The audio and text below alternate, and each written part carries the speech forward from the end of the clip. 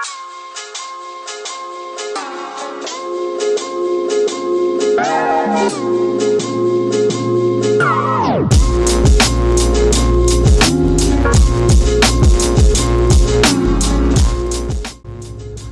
up, guys, and welcome to my channel.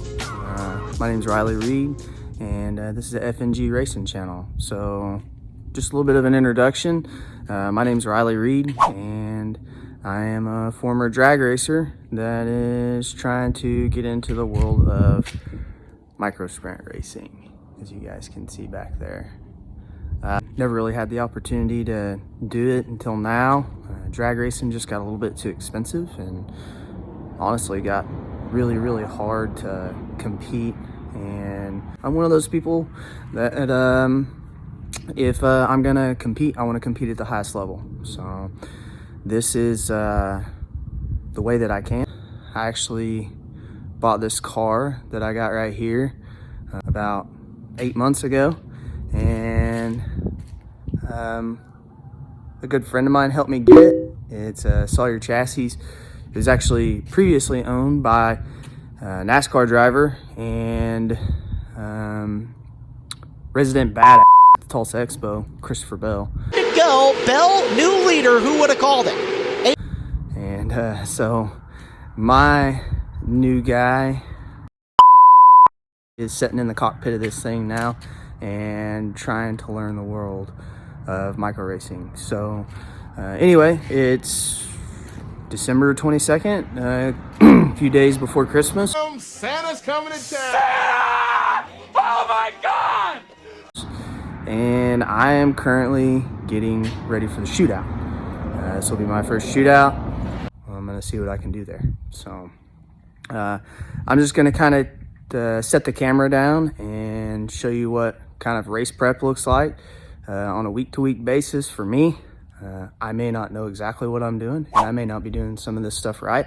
So some of you guys may, drop in the comments, hey, you're doing this wrong, or you're not supposed to do that, or hey, you should add this to your routine. But I'm going to, right now, I'm just washing the car, still power washing. Gonna wash down body panels, gonna wash tires, and then go into nut and bolt check, wiring checks, safety checks, checking over the entire car to make sure that it's safe for the shootout. I'm gonna set the camera down, I'm gonna quit talking, and I'm gonna get to the action.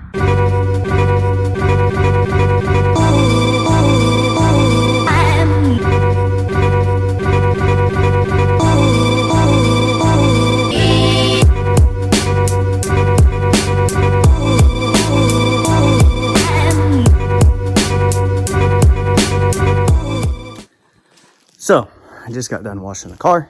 It's the first time I've washed it in like 3 track sessions. Oh, that's nasty. 1 race and then 2 practice sessions. So needless to say, she needed a bath pretty bad. If you're new like I am and you're just now starting to do this, don't be like me. Don't wait 3 races to wash your car. Washing your car is a pretty integral part of micro racing.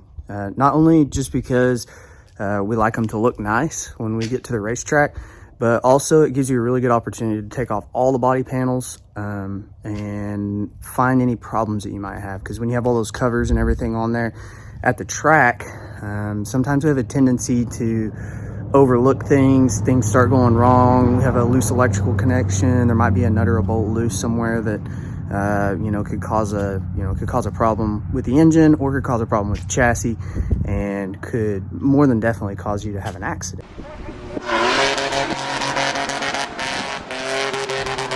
Just make sure that you're washing your cars. Keep your micro clean. A clean micro is a happy micro, and it's also just going to look better out there on the track. So anyway, I'm gonna wash tires right now. Washing tires is something that I've been told is very important to get all the old mud and dirt and grime off of them. These tires have oils in them and they have a tendency to lose their oils So it's a really good idea to get all that dirt out, get the dirt off of there so that it doesn't soak up too much of the oils. Yes, science!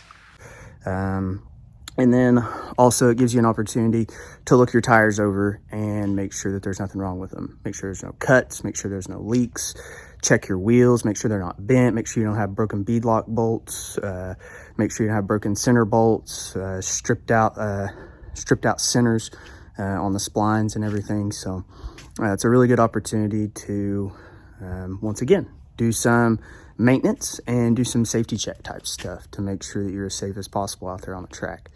I'm going to wash all these tires, get everything ready, and if I find anything damage wise or anything like that, I'll surely let you guys know. All right.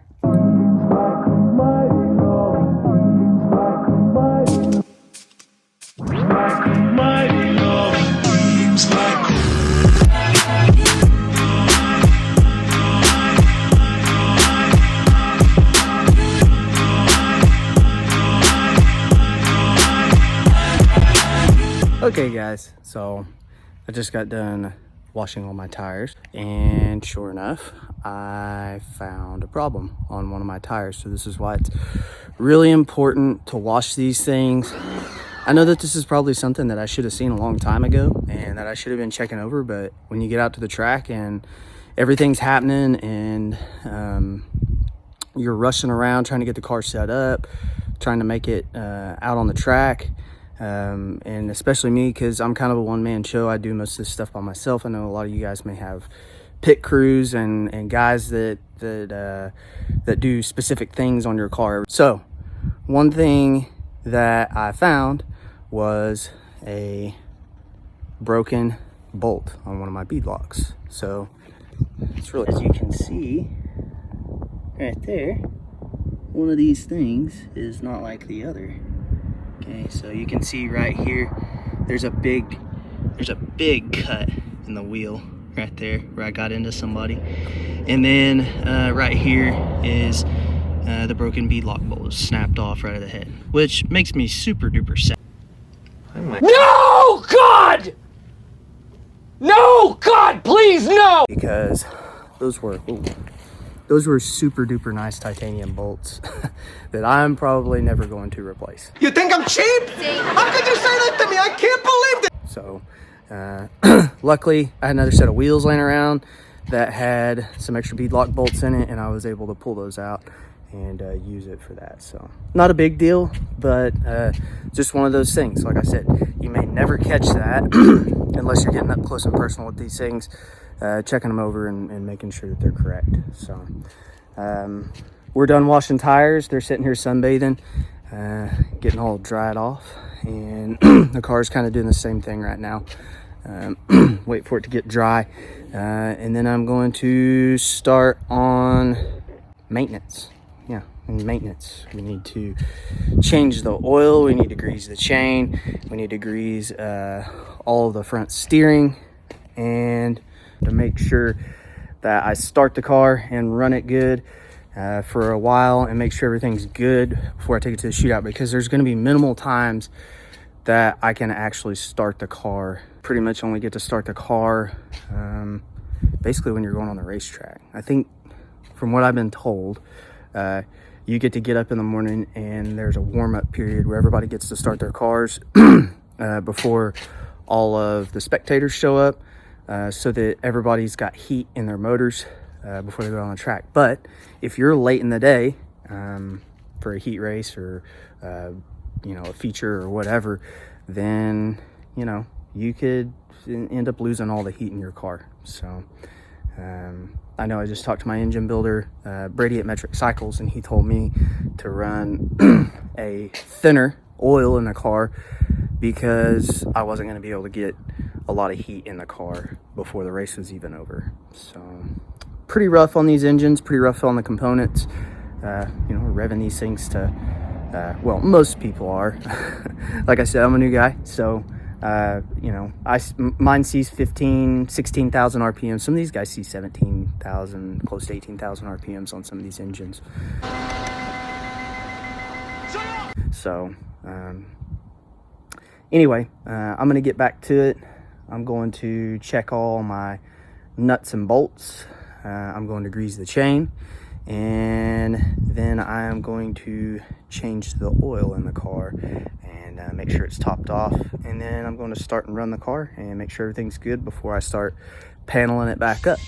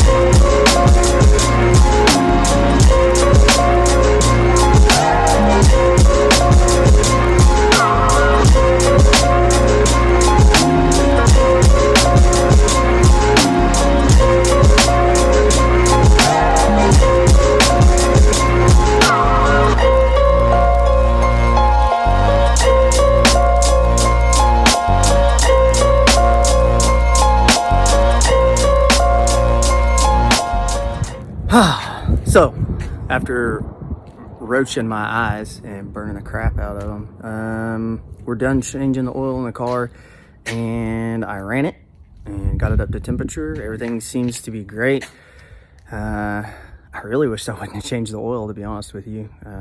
I pulled the drain plug out, and this stuff looked like liquid gold. It was in really, really good shape. Not a lot of moisture in it, which is good.